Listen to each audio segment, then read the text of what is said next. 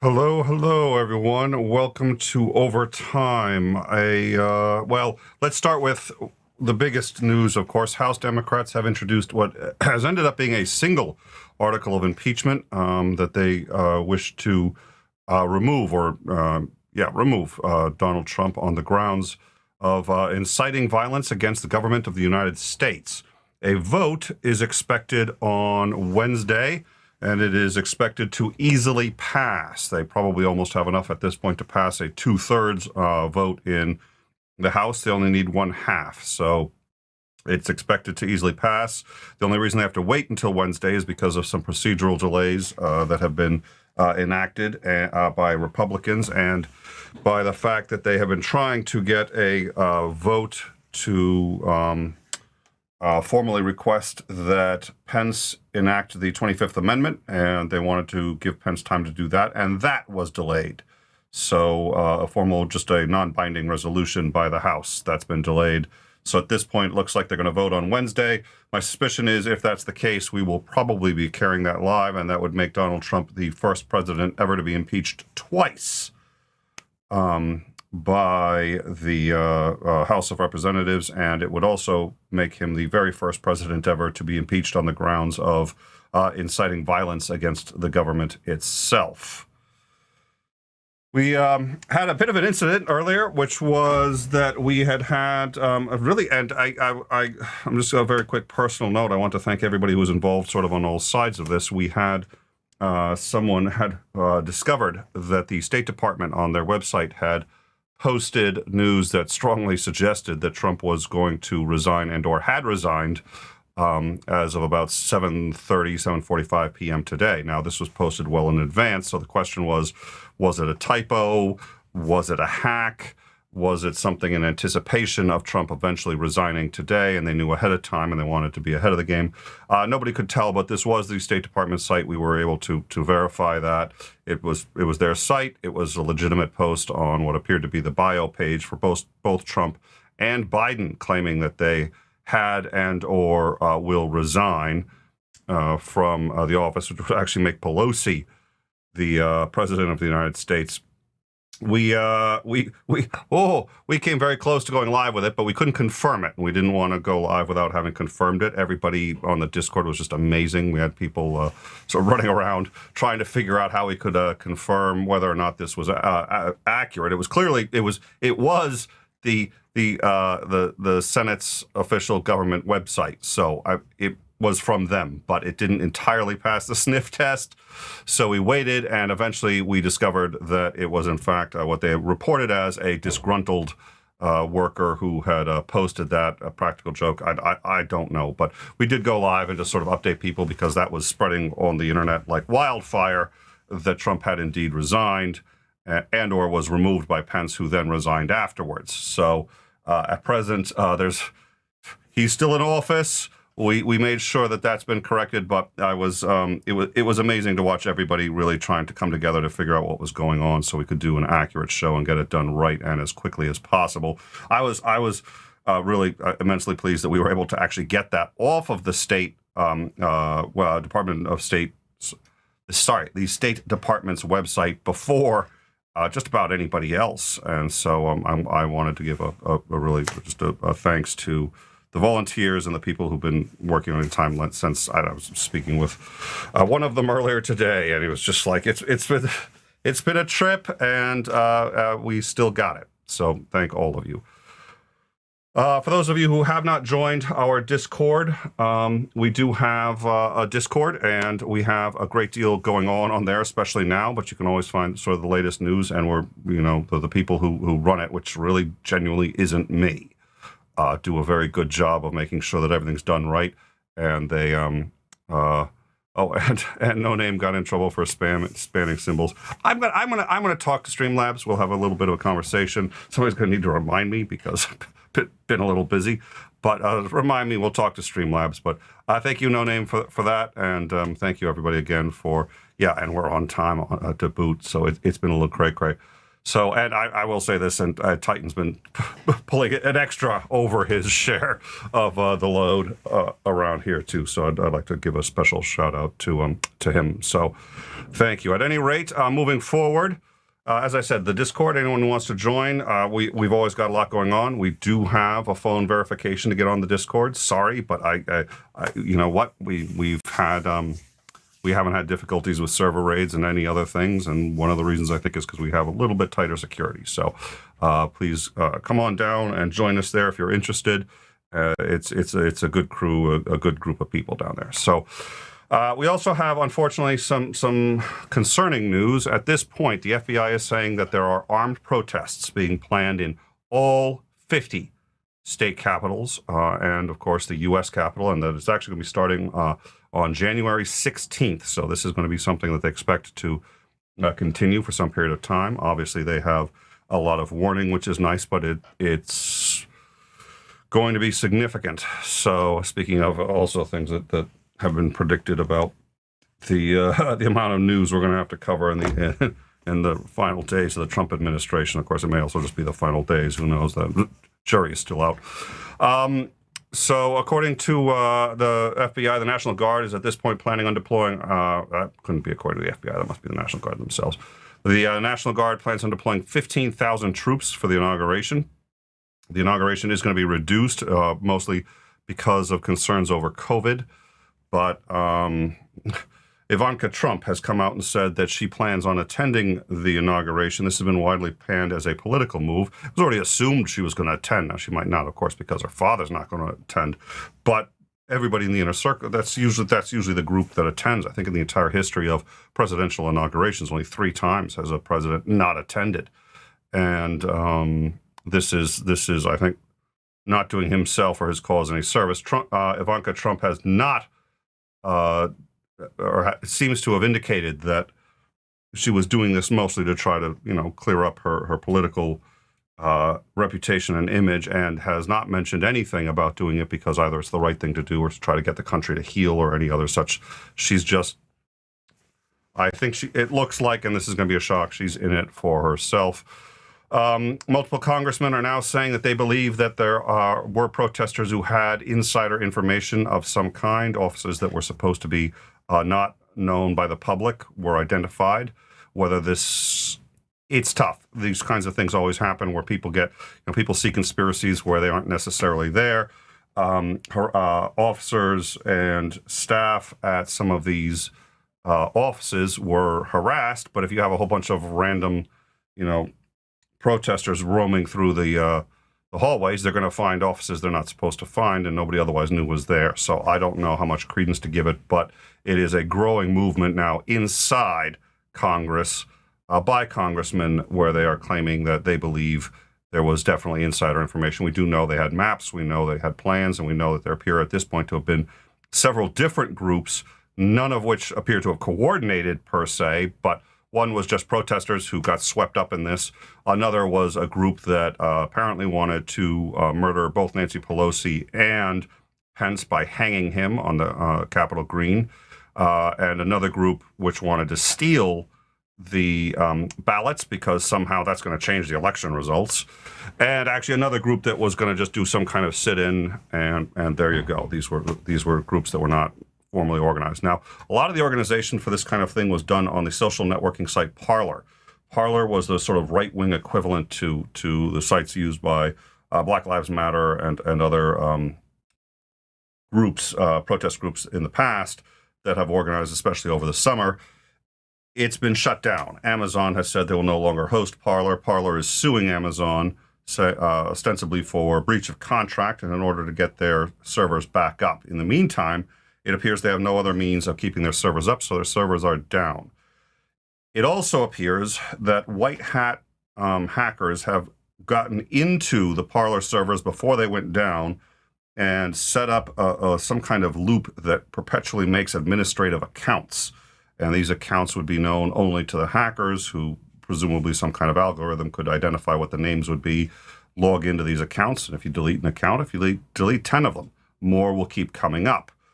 They then use these accounts to go in, find the front and back driver's license images of many of the members of Parler who had used those as a means of identification. Parler does require identification for people who join the site, and then published all of this information. This information appears to be at this point wildly available. It does appear that the FBI has gotten a considerable amount of information from Parler. How much and by what means we don't know, but it looks like they have gotten a great deal, and that there have been, in fact, a significant amount of other attacks planned, and evidence that the protests, or the protest on the Capitol, which turned violent and eventually took the Capitol, did in fact have a number of people who were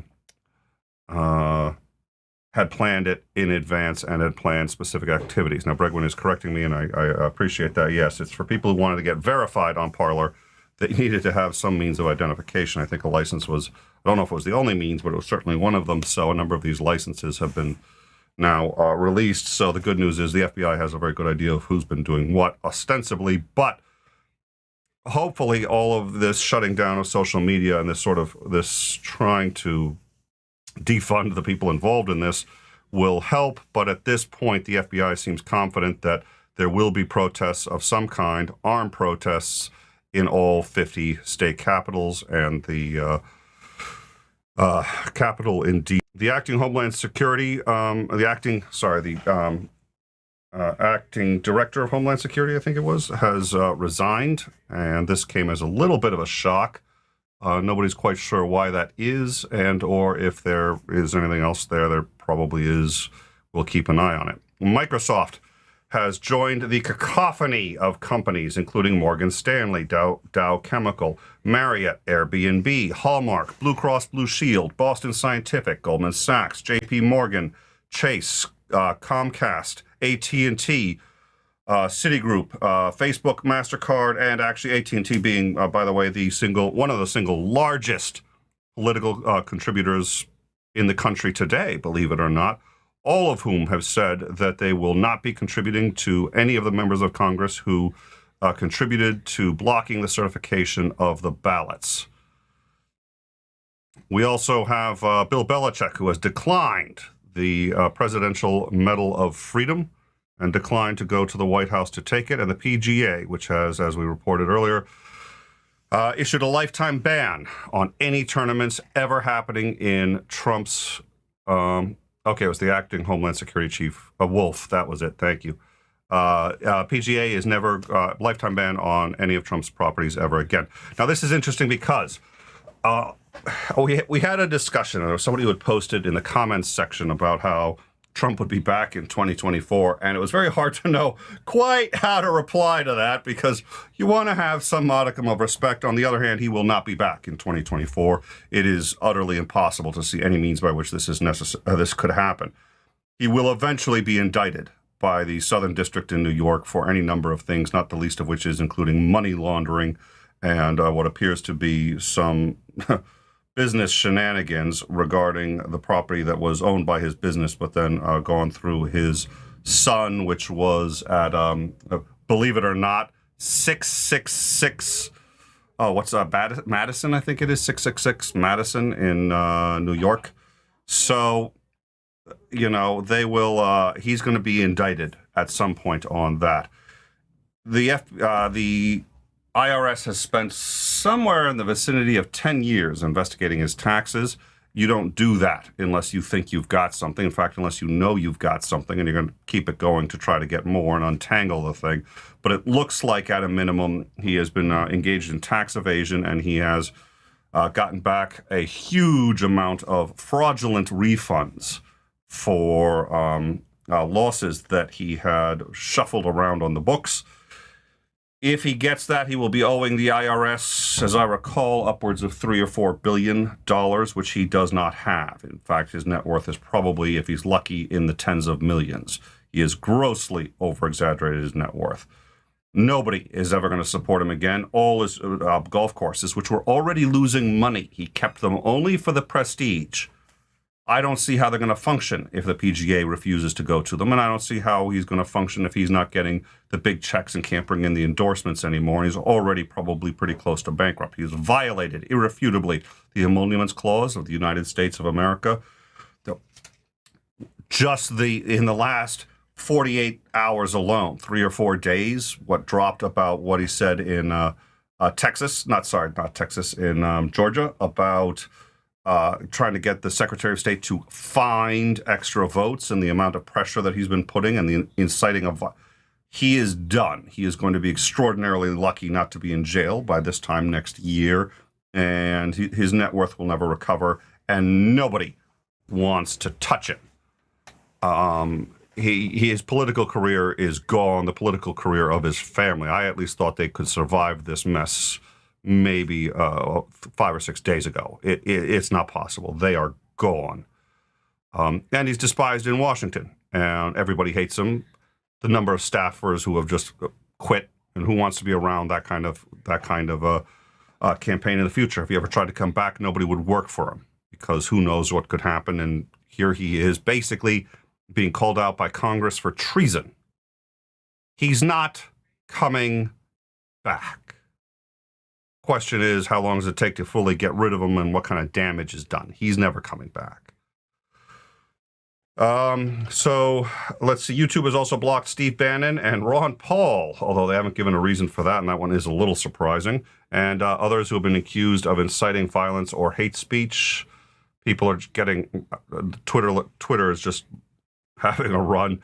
Mass amounts of people are being blocked or removed from social media, from Twitter to YouTube to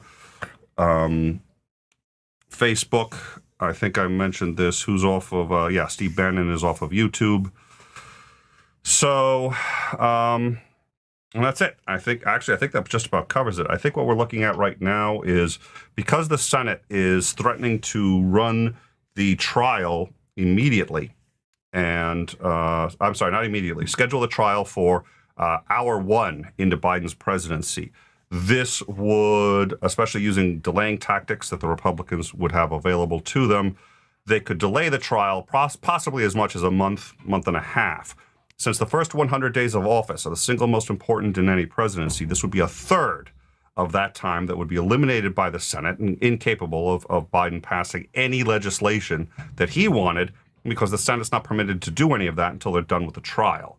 Ergo, Nancy Pelosi has suggested that what she's actually going to do is once he is impeached, which means that the articles have passed in the House, she's going to hold on to those articles, as she did actually in the last impeachment, until it is no longer, what's his name? McConnell is no longer the head of the Senate and no longer capable of setting the schedule or agenda. She can then pass it forward to the House, and they can set the agenda in such a way that the impeachment isn't going to start, at least the trial isn't going to start, until Biden has had a chance to affect whatever schedule it is he's looking at. There have been some efforts already to tank that. One of those efforts is that the State Department today labeled Cuba a state sponsor of terrorism. This is a lie. This simply isn't true. But they have done it in order to attempt to constrain Biden's attempts at normalizing relations or further normalizing relations with Cuba. And this is another example of, in my view, just sort of the cynicism and just like the win at all cost tactics that, it's like he's leaving. He doesn't want normalized relations with Cuba. I don't know why, except, they're socialist and you can't, they have cooties. So that aside, he's just trying to fuck with Biden's agenda ahead of time. Doesn't really matter whether it's right or wrong. So that, ladies and gentlemen, is where we stand. We were kind of on standby for most of the rest of the day on the off chance that the resignations were real. It seems they were not. I'm inclined to think at this point they were not because we've blown past the deadline. So Trump is still in office. Pence is still in office. So we will see what happens. I honestly think Trump, for his own good, should resign and rapidly because things are going to get worse for him, not better. But he's an idiot, so he's probably going to stay in for a little while. And that's about it. I think it's going to be a reasonably short rundown. The good news is there hasn't been a tremendous amount of violence, and I think this would be our second show tonight because of the first one regarding the what is it? The possible resignation, or at least the resignation as it was put up by the State Department, which, I mean, it was the State Department, so it caused a fuss, it caused a stir. Everyone here on In Time we were yeah. So that's about it. I think we have now. Let's see. Tomorrow is Tuesday, so we're going to have our regularly scheduled Tuesday show. Tuesday, 9 p.m. We're going to have Dr. John Shook to discuss the reality of a post-truth world, and I think that's going to be very good. We're going to make a very big effort on that one. That's going to be in time, not overtime, which is what you're watching now. That's going to be in time, same channel, but it's just a different show on this channel. And I think we're all going to appreciate and be glad to have an hour of not discussing Trump. So I'm looking forward to that. We will probably, I don't know, it depends on exactly what happens since Tuesday isn't, I don't know. We'll see about whether or not there's going to be an overtime, any kind of update. If so, we'll schedule it accordingly, so keep an eye out for that. If you like and subscribe, that's the best way to find out when we do any kind of breaking news and when something like this happens. It's been happening a lot lately. But other than that, I think, join us in the Discord. I'm in there reasonably often, as are a lot of really good people and a lot of fun people to hang and chat with. Dorito's also there, but hey, no place is perfect. So I look forward to catching up with all of you soon. Again, a sort of abbreviated. We started on time, which is another reason why it seems sort of a little bit like, wow. But thank you all. I'm always, whenever my notifications start to go off as a show is wrapping up, I genuinely start to freak out. But I think we're good. Thank you all for joining us. And barring any major news events, we'll see you tomorrow, 9 p.m. for In Time, Post-Truth Reality with Dr. John Shook. Thank you all for joining us, and we'll catch up with you tomorrow.